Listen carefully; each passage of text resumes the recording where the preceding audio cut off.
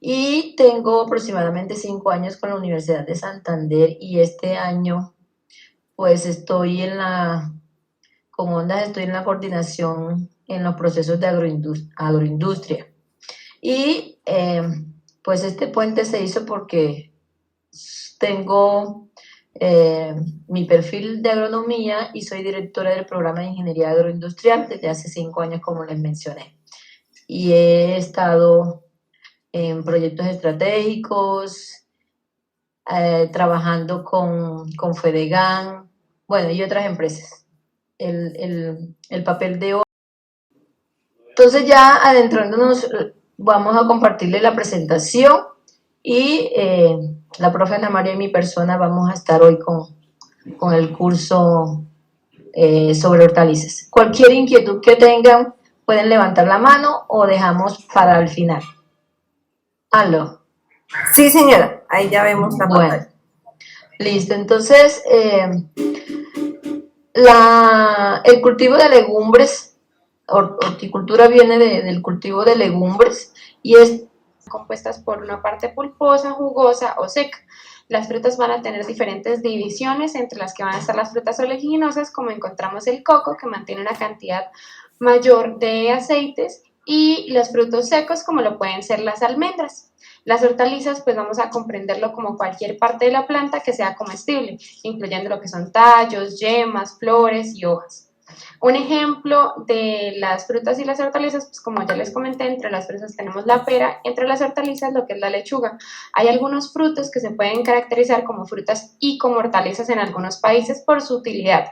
Por ejemplo, en Europa el tomate es caracterizado como una fruta y una hortaliza, ya que el tallo y las hojas se pueden consumir, mientras que como tal el fruto hablamos ya como tal del tomate, pues es carnoso o pulposo y contiene sus semillas. Vamos a enfocarnos un poco más en las divisiones de la horticultura. Como primer concepto tenemos que es la horticultura orgánica, que comprende el cultivo y la producción de hortalizas, frutas y herbáceas mediante técnicas completamente ecológicas para mejorar y conservar la tierra, es decir, sin hacer uso de fertilizantes ni pesticidas de tasa comercial o que sean insumos químicos. ¿Por qué es tan importante el disminuir la cantidad de compuestos químicos? Porque los compuestos químicos pueden afectar en alguna medida la biodiversidad que mantenemos en nuestro ambiente, todas las especies que conforman e interaccionan en un ecosistema. Es decir, podemos alterar esa relación que presentan las especies entre sí y generar cambios en nuestro producto. Eso nos deja con que existe un ecosistema que tiene unas especies que son específicas de la zona de la Tierra donde se encuentra, lo que nos lleva a que el ecosistema está compuesto por dos factores, un factor biótico y un factor abiótico, que como ya comprendemos, el biótico indica vida y el abiótico simplemente pues que es un recurso como tal. Estos ecosistemas se pueden encontrar en diferentes tamaños, como ejemplo les traigo un arrecife, pero incluso cuando realizamos un cultivo es un ecosistema completamente diferente. Como otro factor que debemos tener presente al poder utilizar componentes que sean netamente orgánicos es que no van a afectar de manera directa a la diversidad genética, ya que cada especie contiene variantes que van a cambiar sus características organolépticas y pueden generar cambios ya sea en su estadio maduro o en su sabor, olor y demás. Como ejemplo, tenemos un fruto que en realidad los frutos se pueden dividir en climatéricos y no climatéricos dependiendo de si su maduración aumenta o no después de la cosecha. Las características del fruto antes de ser cosechado van a cambiar, por lo que es muy importante utilizar abonos y fertilizantes orgánicos para que estas características innatas del fruto no varíen de una manera significativa, como ocurre con el tomate, que sabemos que pasa de una tonalidad verde hasta la roja, y pues tenemos diferentes características para determinar si la época de cosecha es óptima o no. Para recordarles que la ecósfera, que va a ser la parte que nosotros vamos a manejar en una horticultura, es decir, la interacción que vamos a tener con ese espacio en el que vamos a realizar el cultivo, es que debemos mantener la biosfera como red biológica, incluyendo los organismos que se encuentran inmersos en los suelos para mantener las condiciones óptimas del mismo. La unión de los ecosistemas nos brinda estabilidad, por lo que es muy importante mantener las características del suelo lo más balanceadas posibles para evitar patógenos. Una ventaja de que un ecosistema se encuentre de manera robusta, es decir, que no mantengamos un cultivo netamente en todo el sector, sino que mantengamos un flujo constante entre los nutrientes, comprende el establecer esa red biológica y la adaptación a las diferentes amenazas externas, incluyendo los cambios climáticos o la generación de nuevos patógenos.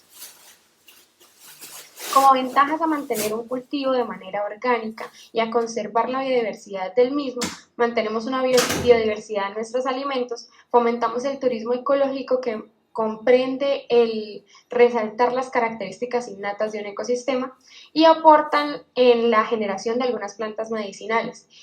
Más adelante vamos a ver el ejemplo de nuestra huerta ecológica acá en la Universidad de Santander, que utilizamos plantas aromáticas para mantener los patógenos y otros insectos que pueden generar diferentes daños en el cultivo alejados de nuestra huerta o de nuestra horticultura específica. Estos factores y estas ventajas generan un aumento en el nivel económico porque estamos agregando un valor al cultivo que estamos manejando en ese momento. Ahora pasamos a la segunda clasificación, que es la horticultura ornamental. Se basa en los principios estéticos para el cultivo, tanto de hortalizas como de frutales y flores. En este caso, este cultivo no está destinado como tal al consumo, sino a un fin recreativo o decorativo. Acá en la universidad realizamos una caminata con los estudiantes a la vereda Santa Bárbara para identificar las características que se encuentran en estos cultivos ornamentales, y acá podemos observar algunas de las imágenes que se tomaron en dicha caminata. Es necesario resaltar que aunque a veces se hace cultivos frutales que pueden generar un fruto comestible, se presentan en algunos hogares como ornamentales, es decir, en la visita que tuvimos a Santa Bárbara, a la vereda de Santa Bárbara, pudimos observar que varias casas tenían en sus patios, ya sea papayo, ya sea guanábana y demás, pero no cambia el énfasis de que lo están utilizando como un cultivo ornamental. Como tercer ítem tenemos la horticultura protegida. ¿En qué consiste? En realizar mediante un sistema de producción el mejoramiento del ambiente natural del propio cultivo, es decir, conseguir los mejores resultados tanto en producción como en calidad de los productos obtenidos, ya centrándonos en que vamos a producir como tal un producto específico. Acá en agroindustrial nos hemos enfocado en demostrarle a los estudiantes que el valor agregado de un producto no solamente está en las características del mismo, sino en cómo se fomenta ese producto y cómo se presenta a la sociedad. Por lo que estuvimos participando en el intercambio de semillas nativas, demostrándole a los estudiantes que las semillas nativas acá en Santander, que tenemos la posibilidad de manejar incluso diversas especies de maíz, hacen que cada uno de los productos sea importante para los cultivos. Además, participamos en el Sembremos UDES porque no solamente nos enfocamos en lo que son frutos comestibles, sino también en la importancia de disminuir nuestra huella de carbono, sembrando 100 árboles alrededor de la universidad que eran autóctonos acá de Santander, como lo es el caracolí y el búcaro, que es nuestro árbol insignia acá en Bucaramanga. Además, generamos otros subproductos como lo fue vino, mermelada, yogur, masato, y pues pusimos a colación todas las plántulas que habíamos generado desde el principio de nuestras prácticas. Como valor agregado también visitamos Centro Abastos para identificar cómo funcionaba el abastecimiento de los diferentes productos agrícolas acá en Bucaramanga. Por último, les vengo a mostrar la huerta ecológica que tenemos acá en la universidad, queda detrás de veterinaria. También tenemos un semillero en el que tenemos plántulas de tomate de árbol, de auyama y de lechuga. Los estudiantes participaron en el proceso de generar los semilleros y plantarlos ya en nuestra huerta ecológica. Como les comenté anteriormente, hicimos un cercado con plantas aromáticas para disminuir los patógenos que se encuentran. Por último, recordarles esta frase, pues que es que la manzana nunca cae lejos del árbol, un refrán que surgió en Chile y que nos recuerda que por más de que intentemos alejarnos del ecosistema, siempre va a estar alrededor de nosotros. Las referencias, y muchísimas gracias por la atención.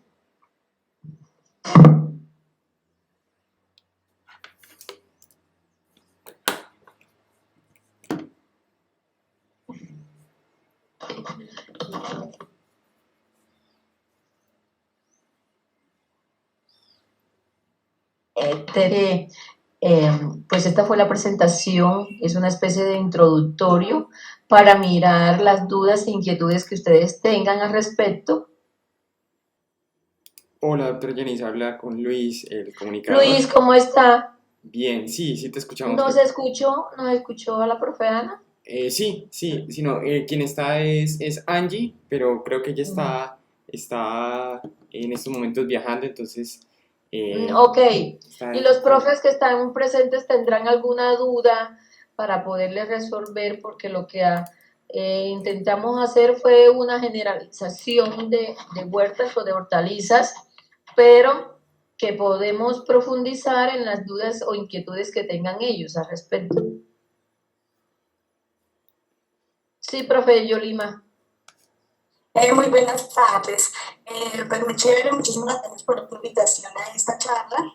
Yo soy docente rural, también con mis estudiantes pues estamos tratando de concientizarlos de que en las huertas podemos utilizar bastante los mismos elementos orgánicos para evitar los fertilizantes.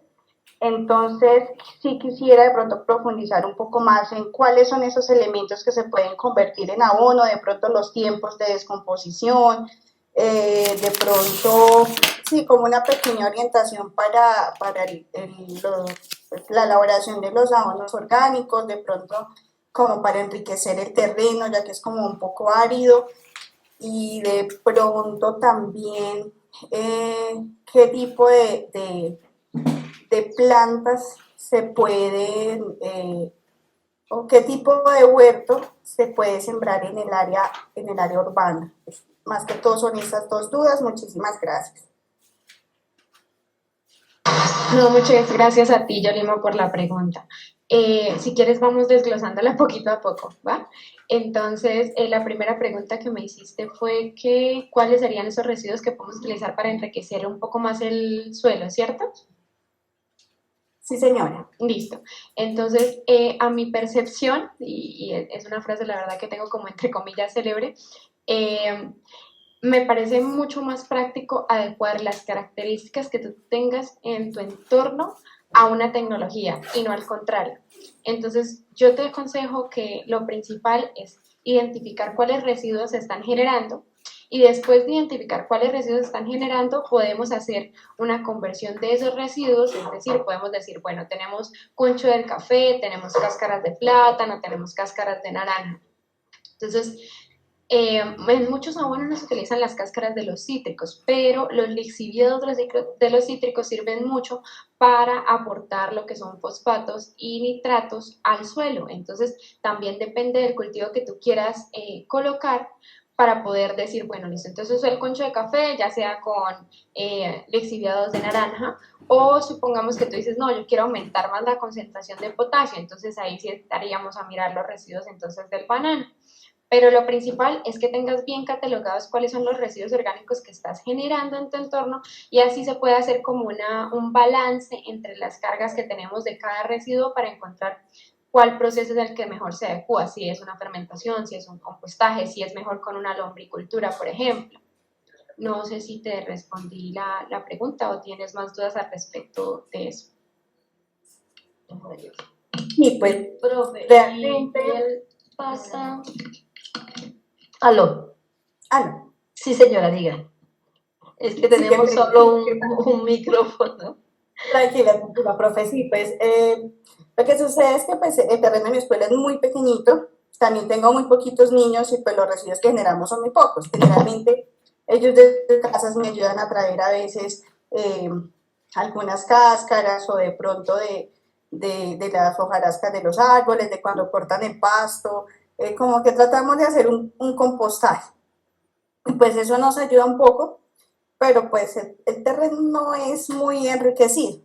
Entonces sí, pensaba si de pronto habría sí, algún abono o alguna preparación que se pudiera de pronto hacer y yo pues conseguir los elementos porque indudablemente me toca conseguirlos. En la escuela generamos muy poquitos, entonces siempre nos toca traer de manera externa para poder terminarlos. O sea, a veces sí generamos algunas cáscaras de frutas, pero el resto no, orgánico no tenemos nada más porque pues no funciona restaurante escolar, entonces muy poco residuo orgánico nosotros.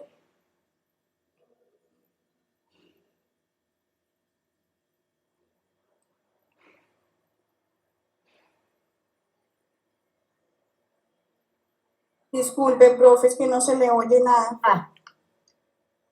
Le comentaba que usted puede aprovechar la cantidad, ya sea pequeña o grande, la que ustedes tengan en el colegio, y pueden complementarla con la que se genere en los hogares de los niños y la de ustedes. Y con eso pueden hacer el compostaje dependiendo de esos residuos sólidos, orgánicos. Por lo general se demora para hacer una descomposición, se demora de 3 a 4 semanas para que haya ya un compostaje. Y ahí espera para que se realicen esas 3 fases que hablaba la profe, que puede pasar los residuos orgánicos para la utilización. Nosotros hemos utilizado y aprovechado botellas, canastas, llantas para hacer huertas con los estudiantes, y ellos mismos han hecho unos diseños bien interesantes, bien bonitos. Entonces eso también se le puede hacer, enseñar a los estudiantes a hacer paredes colgantes con las partes de las botellas. Puede ser horizontal, o pueden utilizar la parte inferior de las botellas, pintarlas, colocarles dibujos para que ellos se interesen un poco más. Se podría como complementar con lo que usted dice, que tiene pocos espacios, y pues enseñarles a los estudiantes a diversificar esos materiales, y que haya más material de hortalizas, ya que no tienen espacio. Vale, profe, muchísimas gracias. Okay. Y pues, profe, acá a manera de complemento, en llegado caso que lo que más tengan sean residuos de poda y no tanto residuos orgánicos como tal alimenticios, lo que pueden hacer, como dijo la ingeniera, también es con tarros plásticos hacer reactores, ya sea con diferentes excretas de animales, para poder generar, entre comillas, un inóculo, un stock de microorganismos que les permita como potencializar esa degradación de residuos celulosos, porque en realidad el pasto y la mayoría de residuos que tenemos de poda son difíciles de digerir para los microorganismos, pero en el momento en el que se utiliza un inóculo de materia orgánica como tal, que se mantiene por un tiempo que puede llegar a demorar de 1, 2 hasta 3 semanas, pero sí permite que los microorganismos crezcan, y cuando lo apliquemos a residuos, ya sea de lignina, de lignocelulosa, es decir, material de poda que es muy complejo, estos microorganismos están adecuados para poder degradar. El generar un reactor como tal y mantenerlo con el tiempo no implica mucho desgaste, pues ya a manera como de técnico, de estar pendiente del reactor, sino sí requiere un poco más de tiempo, pero después de que se estabilice este reactor, así sea en tamaño pequeño, para que se demore menos tiempo en estabilizarse, se puede mantener ese inóculo constantemente e irlo agregando a los diferentes procesos que se requieran.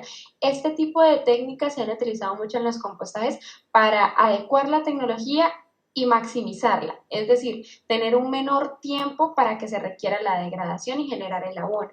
También se puede utilizar el apoyarse con otras instituciones que puedan donar abonos, y el hacer una pila de compostaje que sea en más o menos mitad de abono que ya esté generado y la otra mitad pues de residuos que requieran esa descomposición, acelera el proceso y genera una mayor cantidad. No sé si tienes más dudas al respecto. Pues sí, de la planta de compostaje del municipio me donaron dos bultos de abono de compostaje, medio orgánico, y entonces eso me servía a mí para de pronto generar proceso de descomposición pues con los residuos que ya he aprendido en la escuela, ¿sí? Sí. Ay, señor Jesús. Sí, exactamente. Puedes utilizar el abono orgánico que te disponga y el tener el 50%, pues en general, si supongamos que te dan un kilo y tú utilizas otro kilo de residuos de poda, pues estás generando en total 2 kilos de abono. Entonces es como a utilizar un proceso que ya esté más adelantado para acelerar el proceso que quieres hacer funcionar. Ah, bueno, este método, ¿cómo se llama? Para derivar un poco más. Es que en realidad no es un método. Como tal, el método es una preinoculación, que es el uso de un consorcio de microorganismos que ya está estabilizado para repotencializarlo. Pero no es como una técnica específica, sino que se utiliza también en plantas de tratamiento de agua residual, se utiliza en plantas de estabilización de lodos. O sea, es en realidad una manera de utilizar esos organismos como tal. Pero puedes buscar por preinoculaciones en plantas de compostaje y ahí como que aparece un poquito más extenso en algunos artículos el cómo fue que realizaron ellos esa unión, porque a veces no utilizan solo 50-50, sino utilizan, por ejemplo, una relación 1:3, 1:2, 1:5, ya depende de los residuos de materia orgánica, que en este caso tuyo serían de poda. Yo recomendaría un 50-50, porque los de poda son tan difíciles de degradar que necesitan una gran cantidad de microorganismos, pero cuando tenemos otros residuos diferentes que son un poquito más fáciles de degradar, no es necesario que sea 50-50, puede llegar a ser 25-70, ¿sí? Ah, bueno, vale. Bueno, muchísimas gracias. Con mucho gusto. ¿Había más preguntas? Luis, ¿hay otra pregunta? No, profe, por ahora no. No sé si de pronto también nos acompaña una de nuestras jóvenes investigadoras, Astrid, de la Unipaz, y la Astrid. profe Yolanda Murillo. No sé si de pronto ellas tengan alguna inquietud o quieran comentarnos de pronto del proyecto, por ejemplo, Astrid, Astrid es joven investigadora. ¿De dónde? de la Unipaz. ¿De qué programa? Ella es egresada, si mal no recuerdo, ingeniera, espérame un segundo, Yanis, voy a confirmar, pero ella ya es egresada de la Unipaz y está liderando uno de las iniciativas de investigación. Y Mayerly, Ya. que recién se pudo volver a conectar, que ha tenido algunos Conectar. problemas, ella también es joven investigadora de la Unipaz. Ambas son jóvenes investigadoras, ya te confirmo, no sé si Astrid, estás por ahí, si quieras comentar. Hola, Hola Astrid, ¿cómo estás? hola, bien, gracias. Sí, como comentaba Luis, pues sí soy joven investigadora de la Universidad de La Paz y también estoy con un proyecto de huertas agroecológicas. Allí están los programas de ingeniería agronómica, Sí, está señora. agroindustrial y producción como con ese perfil. ¿Y tienes dudas al respecto con el proyecto?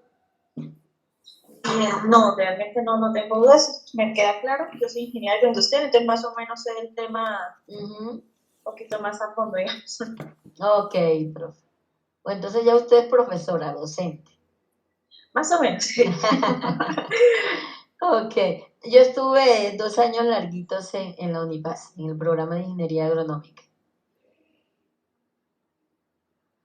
Ah, súper bien, no sabía. Entonces, eres una colega más.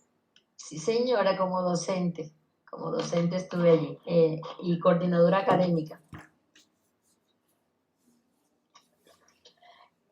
¿Y Yolanda tiene alguna duda con su trabajo, con su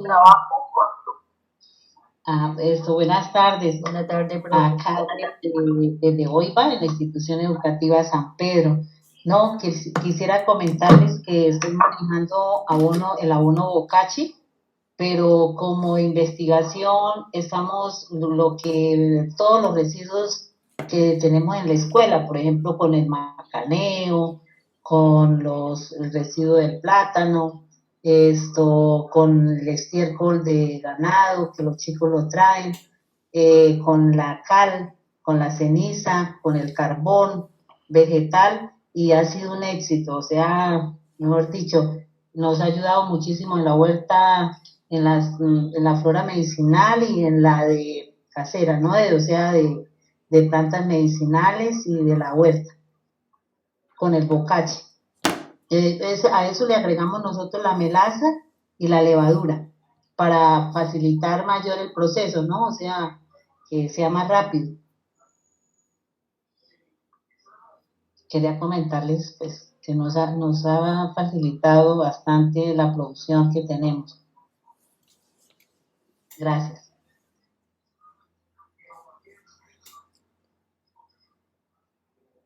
Ok, profe Yolanda, Oiva. Hace mucho rato que no voy por Oiva.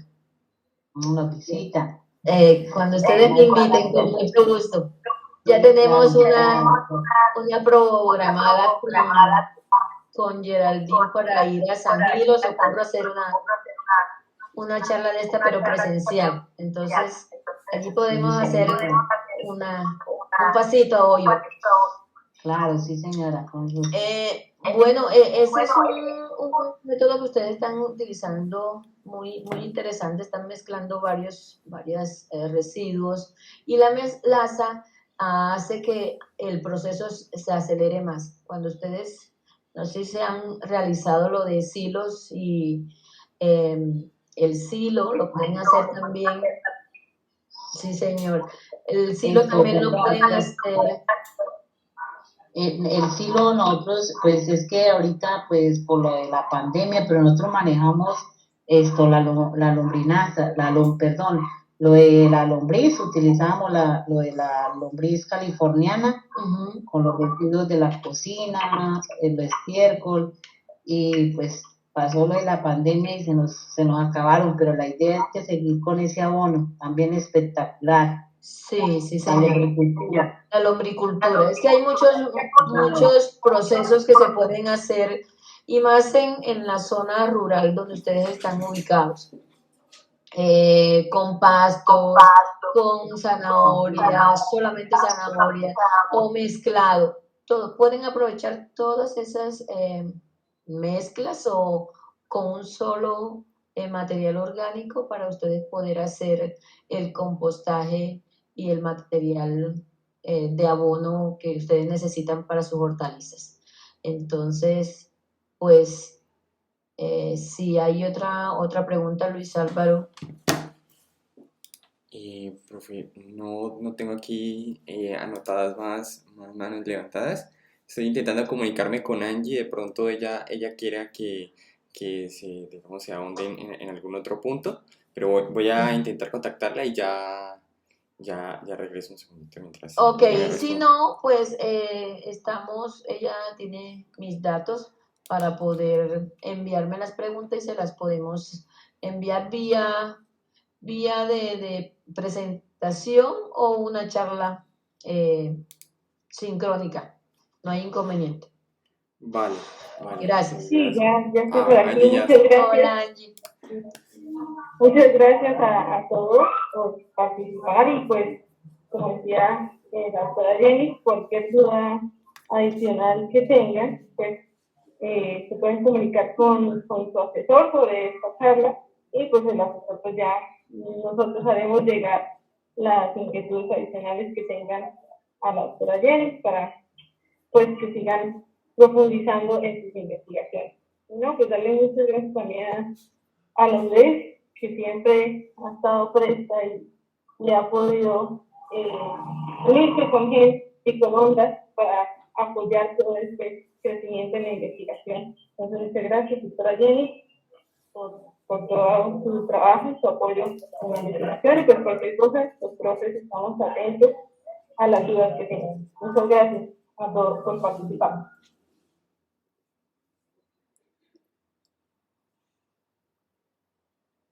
No, Geraldine, a ustedes, con mucho gusto. Entonces quedamos a la espera de si hay alguna duda adicional, nos envíes el correo o me llamas y con mucho gusto las respondemos. Gracias por la invitación nuevamente y bueno, prestos a cualquier otra invitación. Muchísimas gracias a ustedes, profes.